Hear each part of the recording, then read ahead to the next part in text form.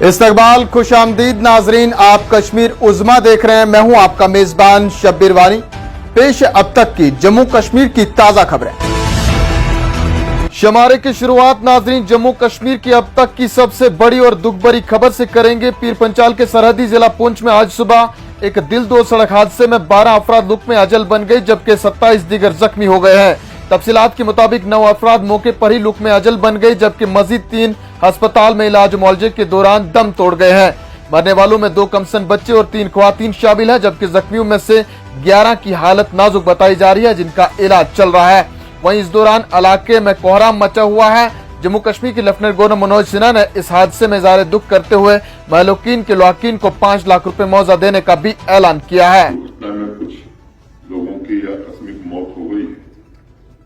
अब मौत का कोई मुआवजा होता नहीं है। हम सब लोगों की संवेदना है उन परिवारों के प्रति जो लोग दिवंगत हुए हैं।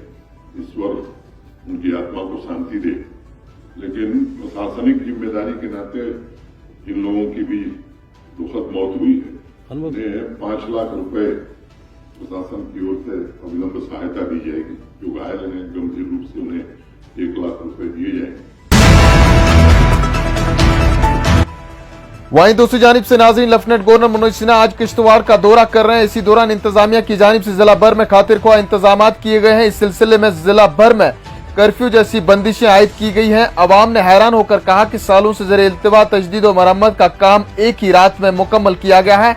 सड़कों की सफाई और सालों से बंद पड़ी स्ट्रीट लाइटों की मरम्मत भी की।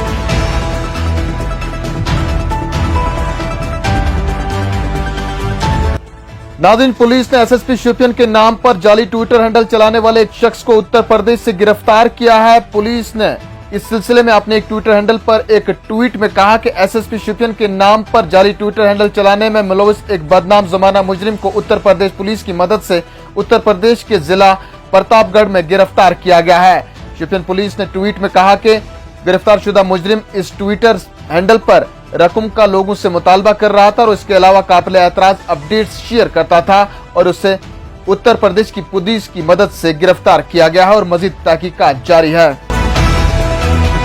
वहीं दूसरी जानिब से नाज़रीन जम्मू कश्मीर में भी ऑनलाइन मोड पर हैकर्स ने लोगों को लूटने का सिलसिला जारी रखा है। जिला रामबन के संगलदान के बाड़ाकोंड इलाके से बशारत पडियार नामी एक शख्स को फेसबुक पर हैकर ने अपने दोस्त की आईडी को हैक करके मैसेज करके 27,000 रुपए का चूना लगाया। लोगों से शख्स ने मुतालबा किया है कि वो सोशल मीडिया को इस्तेमाल करते वक्त मुतहरिक रहें। इधर सीबीआई ने मंगल को जम्मू कश्मीर पुलिस की सब इंस्पेक्टर असामियों की भर्ती इम्तिहान में मुबैना बेज़ाब्तिगियों के सिलसिले में 36 मुकामात पर छापे मारे। सीबीआई हुकाम ने बताया कि इस इम्तिहान में कुछ उम्मीदवारों ने मुबैना तौर पर इम्तिहान से कबल सवालिया पर्चे तक रसाई के लिए 20 से 30 लाख रुपए अदा किए थे। सीबीआई के तर्जुमान ने कहा कि इस सिलसिले में हरियाणा में मुकीम एक गैंग जम्मू कश्मीर के कुछ उस्तादजा, सीआरपीएफ, जेके पुलिस और जेके एसएसबी के कुछ हाजिर रिटायर एहलकारों की शमूलियत मुबैना तौर पर सामने आई है। नाज़रीन कश्मीर में 2 अक्टूबर से 137 किलोमीटर तवील बानहाल बारामुल्ला रेल कॉरिडोर पर पहली इलेक्ट्रिक ट्रेन चलना शुरू होगी। रेल हुकाम ने बताया कि इस मंसूबे पर अगस्त 2019 से काम जारी है।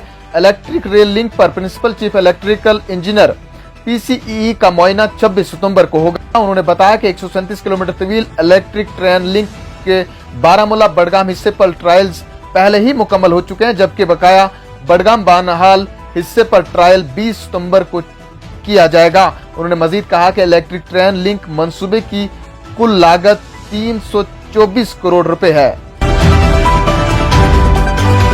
आखिर में चलते चलते मौसम का हाल। हल्की बारिशों के बाद महकमा मौसमियात ने वादी कश्मीर में अगले 24 घंटों के दौरान मौसम मजमूई तौर पर खुश्क रहने की पेशनगोई की है। ताहम इस दौरान बालाई इलाकों में 1-2 मुकामात पर हल्की बारिश हो सकती है।